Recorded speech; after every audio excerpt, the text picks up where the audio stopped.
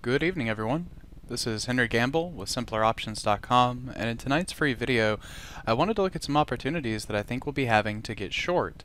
Now, that may come as a little bit of a surprise because I have primarily focused on trading the long side of this market, but one of the most important concepts that I think I can share along the concept of hedging, or saying, okay, I've got primarily a bullish portfolio and I'd like to take a look at some bearish positions to kind of hedge my exposure.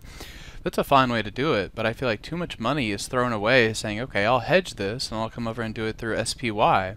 Well, why would you want to hedge a position or be bearish in SPY when that chart is clearly bullish? Instead of doing that, try to maintain a portfolio that has bearish plays and bearish underlyings. So when we were looking at IBM this morning, the first thing, or the reason why I even began pursuing the setup at all, was because of the daily squeeze. You can find that for free, already built into Thinkorswim, and it's available for most platforms, but it's a very good signal showing us that we have the potential for a bigger than expected move. So that's the first thing that clued me into it. Then I like to come back to the weekly chart and say, what is the relationship of the 10 and 34 on the weekly chart?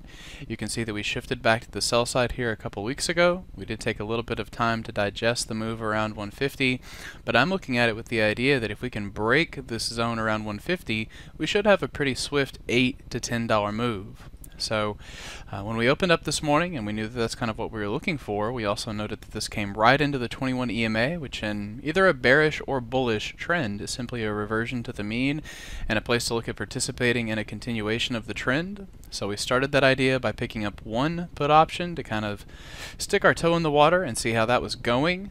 Just make sure that IBM didn't want to rip higher with the rest of the market. But as that started progressing in our favor, then we tacked on some additional spreads that are a little bit further out. The idea on this being that you can take some quick profits on this flush that doesn't have too much time left, but of course you get the same delta a little bit cheaper, and then also going out a little bit further and trailing these positions down into that target around 142. So that is one place that I'm looking to get short. I am short, and I will continue to pursue that position as a little bit of a hedge for my otherwise bullish portfolio.